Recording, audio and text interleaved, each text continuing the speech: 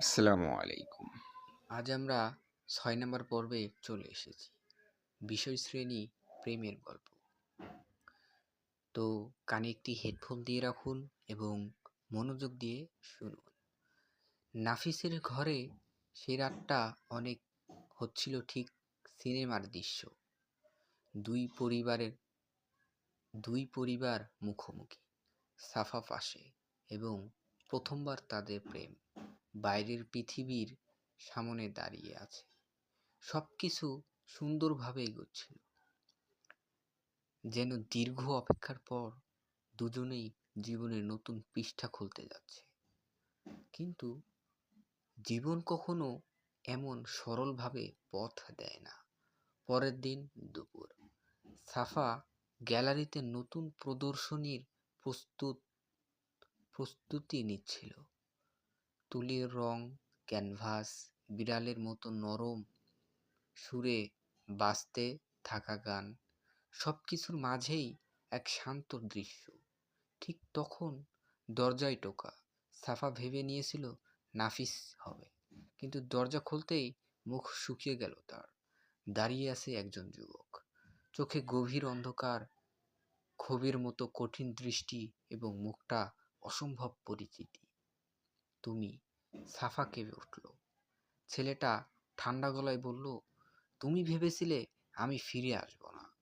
এইভাবে পালিয়ে গিয়ে নতুন জীবন শুরু করবে? ছেলেটির নাম রাশেদ, সাফার কাজিন। কিন্তু সম্পর্ক ভিতরে লুকানো ছিল আরো ভয়ঙ্কর অধ্যায়। রাশেদ সবসময় সাফাকে নিয়ন্ত্রণ করতে চাইত, তার আঁকা, তার জীবন, এমনকি তার ভবিষ্যৎ। সালমানের মৃত্যুর পর এই ছেলেটি আরো বেশি দখল নিতে চাইত সাফার জীবনে, যেন সাফার দুঃখই ছিল তার সুযোগ। সাফা সাফা কাপা কণ্ঠে বলল, তুমি এখানে কেন? কেন এসেছি? কারণ তুমি আবার প্রেমে পড়েছ এবং সেটা আমার পছন্দ হয়নি। সাফা পেছনে সরে গেল, রাশেদের চোখে ভয়ঙ্কর এক হাসি। তুমি ভুলে গেছো আমার ছাড়া তোমার পরিবারে কেউ নেই?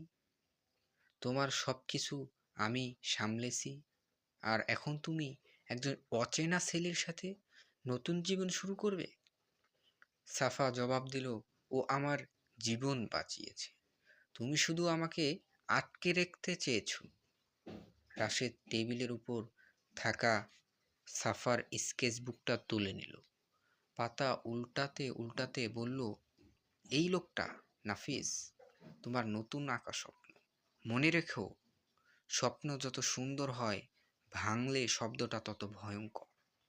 তারপর স্কেচবুকটা টেবিলে ছুঁড়ে ফেলে দরজার দিকে তাকালো। সতর্ক করলাম, এবার তোমারই সিদ্ধান্ত। ভালোবাসা বাঁচাবে নাকি অতীতে তোমাকে টেনে নিয়ে যাবে? রাশেদ বের হয়ে গেল, আর সাফা দরজার সামনে দাঁড়িয়ে রইল। মনে হচ্ছিল আবার তার পৃথিবী ভেঙে যাচ্ছে। দরজায় আধখোলা ছিল, আর বাইরে বৃষ্টির শব্দ বাড়ছিল। নাফিস প্রবেশ করে দেখল সাফার হাত কাঁপছে, স্কেচবুক মেঝেতে ছড়ানো, আর মুখে এক অদ্ভুত ভয়ের ছায়া। সাফা, তার কণ্ঠে উদ্বেগ। একসাথে সব কথা বেরিয়ে গেল সাফার মুখে। রাশেদ এসেছে, হুমকি দিয়েছে, আগের সব নিয়ন্ত্রণ, অতীতের দুঃখ স্বপ্ন। নাফিস শুনে স্তব্ধ হয়ে গেল কিছুক্ষণ, তারপর এগিয়ে এসে সাফার দুহাত ধরল।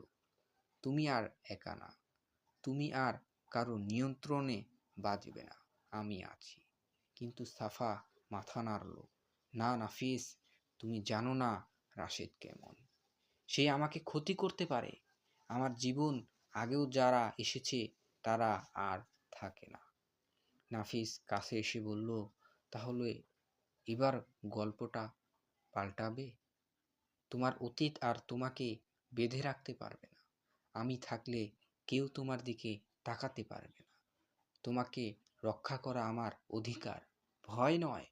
সাফা চোখ বন্ধ করল। এক ফোঁটা অশ্রু গড়িয়ে পড়ল।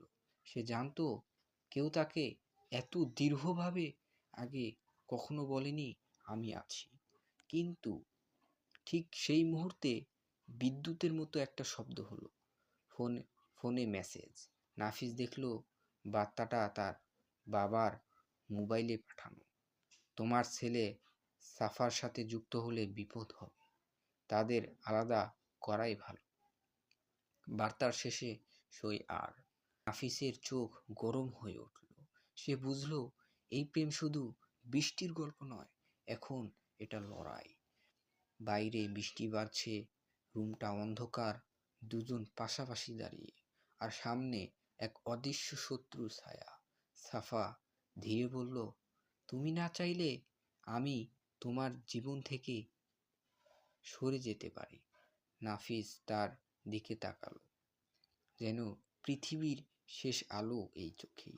আমি চাই না তুমি সরে যাও, আমি চাই তুমি পাশে থাকো, কারণ এই যুদ্ধ আমরা দুজন মিলে জিতব।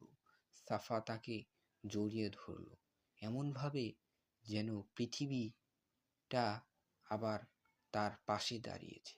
এবং সেই মুহূর্তে রাশেদ ছাদের উপরে দাঁড়িয়েছিল, হাতের সিগারেটের আগুনে তার চোখ স্পষ্ট এক সিদ্ধান্তের ছায়া। সে ফিসফিস করে বলল, এই প্রেম এত সহজে শেষ হবে না, কিন্তু শান্তিও পাবে না এত সহজে। তো বন্ধুগণ, গল্পটা শোনার যদি আপনাদের আগ্রহ থাকে তাহলে অবশ্যই আমি সামনে এগিয়ে যাব।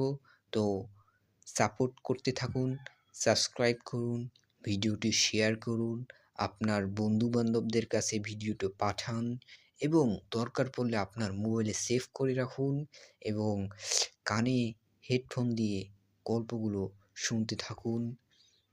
আমরা আপনাদের পাশেই আছি। গল্প গুজব চ্যানেল থেকে আপনারা এই রকম গল্প পেয়ে থাকবেন নিয়মিত। বাই।